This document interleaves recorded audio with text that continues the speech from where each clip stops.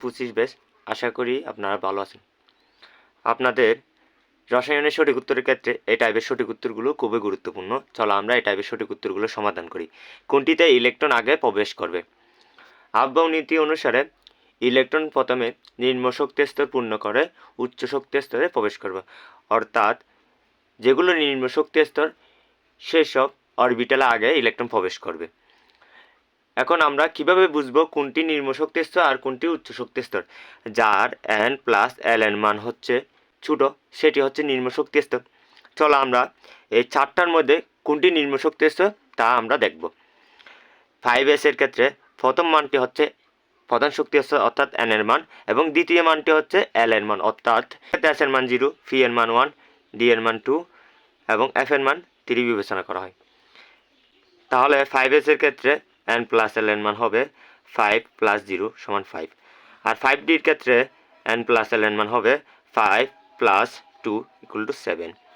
4p এর ক্ষেত্রে n এর মান হচ্ছে 4 আর phi এর মান হচ্ছে 1, তাহলে হবে 5, এবং 4f এর ক্ষেত্রে n এর মান হচ্ছে 4 এবং f এর মান হচ্ছে 3, তাহলে হবে 7।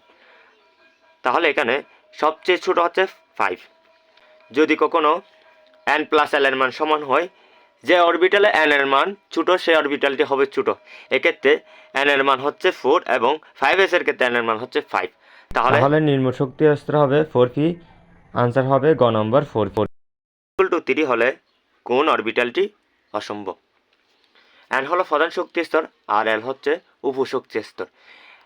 l এর মান হবে 0 থেকে n-1 পর্যন্ত, অর্থাৎ n ইকুয়াল টু যদি 3 হয় সেক্ষেত্রে l এর মান হবে 0, 1, 2।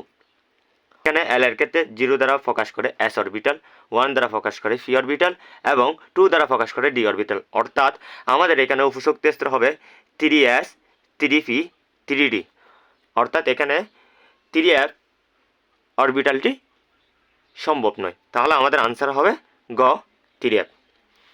কোনটি অরবিটালটিতে n ইকুয়াল টু 4 এবং l ইকুয়াল টু 2 হয়?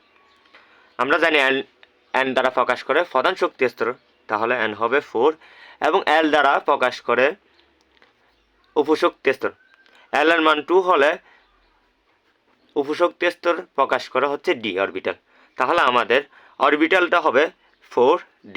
তাহলে আমাদের আনসার হবে গ নম্বর 4d। n ইকুয়াল টু 3 এবং l ইকুয়াল টু 2 হলে কোনটি সম্ভব? n ইকুয়াল টু 3 হলে প্রধান শক্তি স্তর হবে 3 এবং l ইকুয়াল টু 2 দ্বারা প্রকাশ করে d অরবিটাল, তাহলে আমাদের অরবিটালটি হবে 3d, অর্থাৎ n equal to 3, l equal to 2 হলে কোনটি সম্ভব? তাহলে আনসার হবে ক নম্বর 3d। আশা করি আপনারা এই টাইপের সঠিক উত্তরগুলোর সঠিক আনসারটি দিতে পারবেন।